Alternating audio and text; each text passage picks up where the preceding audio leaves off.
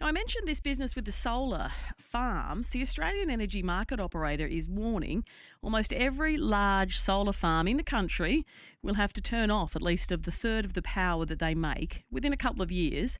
Some will be even more than that. It'll be up to two-thirds of the power that they are creating cannot be plugged into the system because the system will not be able to cope. Now, that seems entirely counterintuitive to me, given this is the renewable energy sources like these, clean energy sources like these are supposed to be the things that will keep our lights on, keep our televisions running, keep us functioning when the coal-fired power stations finish up, but the system can't cope. How long is it going to take to get the system up to scratch so it can cope? How much trouble are we going to be in here? Chris O'Keefe from the Clean Energy Council is on the line. Chris, thanks for your time this afternoon. Thanks for having me, Heidi. Is this serious? Yeah, well, it is. And that's why we need to build transmission. There are big transmission projects. It's rewiring the nation. The federal government's spending a fortune on it, as is the Victorian government. I think we need 5,000 kilometres of extra transmission lines in the next 5 years, upgraded or brand new. To make this thing work properly. And you can imagine, right, because there are parts of Victoria right now where you are building a brand new power industry. It hasn't existed before, but there are solar farms, there are wind farms with batteries being built. Now, that's generating electricity, but it's in areas that don't necessarily have the high voltage transmission to get all that electricity down to Melbourne, for argument's sake. So, you know, we're the peak body, we're the industry body for all the major renewable energy builders and developers and companies.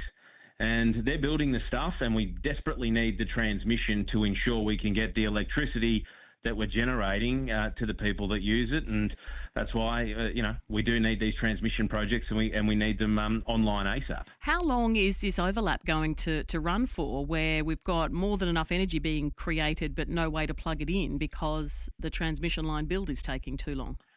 Well, it's not quite as simple as a basic overlap on a calendar, but look. Well, it feels like it is. It's going to be a big overlap, right?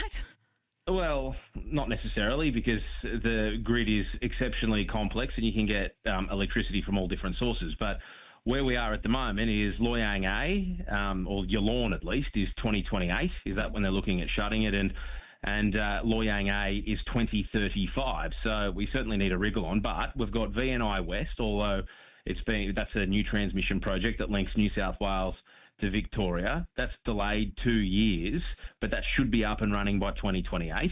And then we've got the Western Renewables link that goes from sort of Ararat all the way down to Sydenham on the outskirts of Melbourne. So that's the new transmission lines. And again, that is likely to be built by sort of 2030-ish.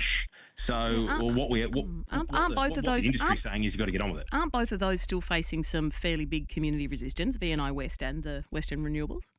Yeah, they are. Yeah. And that's so why... So what, you're going to steamroll over the top? No one's suggesting we're going to steamroll over the top. If you look at Western Renewables link, for argument's sake, and VNI West, the reason that VNI West has been delayed 2 years is to go back to the community and get that consultation correct. You can't have it both ways. You can't be complaining that we're not going to have enough energy for when the coal-fired power stations do exit the system, and then complain that you're going to roll over the top to build the transmission lines that we need. But it's been delayed so we can go back to the community and do it properly. This stuff's not easy, Heidi. Yeah, no, I know it's not easy, and it's certainly not easy for communities who do absolutely feel steamrolled. They do get both arguments, but they feel steamrolled and overrun, and they're going to have monstrosities through their yards or through their farms, and they're really concerned about it. Huge concern about their livelihoods, their family history being destroyed. Obviously, we need the transmission lines. The rest of us need the transmission lines, and so there is a real point of conflict there.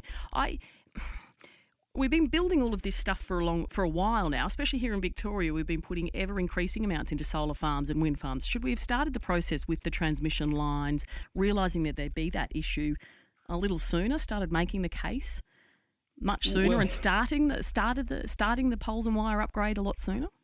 Well, the answer would be yes, but there's no point in relitigating history, and there's a whole bunch of reasons why we didn't. One of those reasons was community expectations and community consultation. Now, of all the conversations that we have about the transition and renewable energy and clean energy and the like, the transmission projects are by far and away the most difficult, because it's hard to go to a farmer or go to a regional community and say, hey, listen, we need to put a high voltage power line through your property because we need to get the electricity that's being generated to Melbourne. That's tough stuff.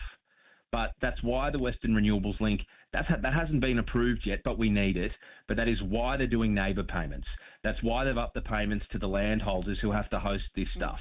So, look, there is without a doubt, you've got VicGrid and you've got AusNet and you've got all these outfits now 100% committed to doing community consultation better, because, Heidi, whether there's a couple of years delay on VNI West or not, and yes, while that might make some of the timelines around coal exits difficult, there is no point, and the industry is very clear on this, there is no point commissioning reports like AEMO has done without bringing the community along on the journey. And unless that party's done right, we will not get to where we need to get to, and that is the inevitable closure of coal-fired power stations and replacing it with the electricity from solar and wind farms. And unless the community's on board, well, we're wasting our time. And I think while we need these transmission lines, we've got to do the community stuff properly. And Chris, does it damage the investment case at all for companies or for organisations that we're trying to get to build more of the solar and the wind farm? If there's going to be patches of time where they'll need to